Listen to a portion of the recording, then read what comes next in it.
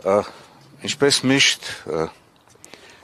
խորհրդանշական օրերին մենք գալիս ենք եռաբլուր մեր հարգանքի տուրքը մատուցենք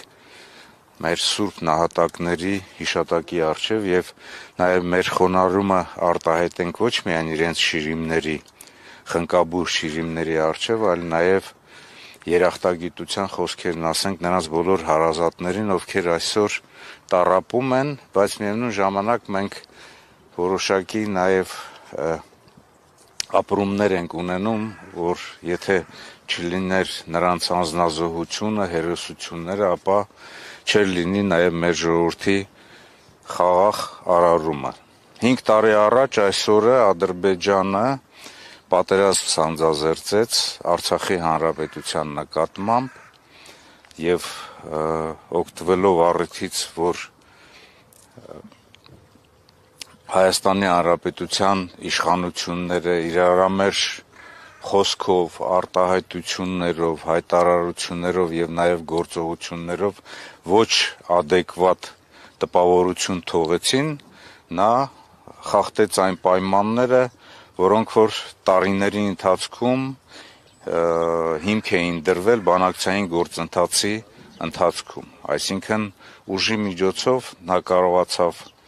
Արցախում հասնել հաջողությունների, հետո հասավ նաև Հայաստանի Հանրապետության սահմաններ, մխրճվեց Հայաստանի Հանրապետության սահմաններ, մինչև այսօր 200-ից ավելի քառակուսի կիլոմետր տարածքներ գտնում են նրա տիրապետության տակ, Արցախը հայտնվեց շրջափակման մեջ եւ նաեւ 2023 թվականին, ինչպես մենք գիտենք, հակահաբեկչության, այսպես ճագերտներով ասած, գործողությունների ներքո ինքը վերջնական Արցախի հայաթափման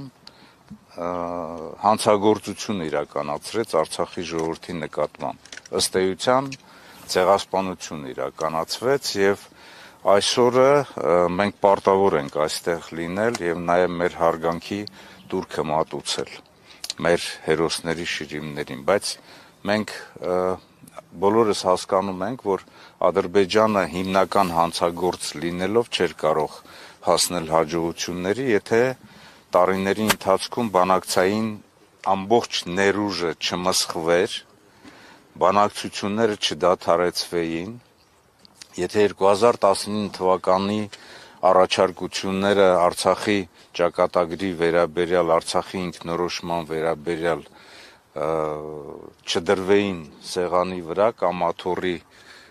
տակ նստեին նրա վրա եւ ամեն ինչ չանեին, որպեսզի կանխվեր պատերազմը։ Մենք բոլորս հասկանում ենք, որ եթե բանակցությունները ավարտվում են, այնտեղ նաեւ սկսվում է պատերազմը։ Մեր համար Արցախի թեման չի փակվել, գոնե հաշվի առնելով 3 հանգամանք։ Առաջինը, որ այս գործողություններով, հանցագործ գործողություններով Ադրբեջանը հակամարտությունը ավելի է սրել։ Հակամարտությունը չի ավարտվել եւ այս ցեղասպանության համար Ադրբեջանը միջազգային հարթակներում պետք է պատասխանատվություն կրի։ Դա է պատճառը նաեւ, որ Արցախի Հանրապետության իշխանությունների եւ նաեւ Վարդան Օսկանյանի գլխավորությամբ հանձնախումբ գոյություն ունի, որը համապատասխան աշխատանք է տանում միջազգային հարթակներում այդ ուղղությամբ։ Երկրորդը, կարծում եմ, որ Արցախի սուբյեկտայնությունը պետք է պահպանվի, իշխանությունները պետք է աշխատեն Արցախի ժողովրդի ճակատագրի, նրանց սոցիալ-տնտեսական վիճակի, նրանց հավաքական պահելու եւ նաեւ հնարավորության սահմաններում գործողություններ իրականացվեն, նաեւ որպեսզի ընդհանուր վերադարձի, հավաքական վերադարձի համար անվտանգային պայմաններ ստեղծեն։ Եվ երրորդը, եթե այս երկու հանգամանքը գոյություն ունի, ապա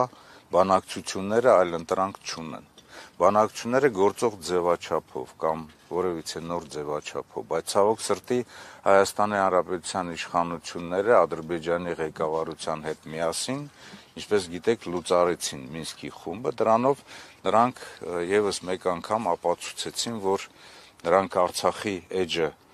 գոնե իրենց տպավորության, իրենց գործողությունների մեջ փակել են, իսկ նրանց խոսքը, նրանց գործողությունները ցույց են տալիս, որ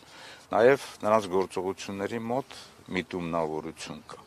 Եվ ես ուզում եմ եւս մեկ անգամ, որպեսզի մենք այսօրը հիշատակելով 5-րդ տարելիցի խորհրդի շրջանակներում մեր խոնարհումը արտահայտենք ոչ միայն Եռաբլուրում, այլ նաև Հայաստանի Հանրապետության եւ Արցախում մնացած բոլոր մեր հերոս նահատակների հիշատակի առջև։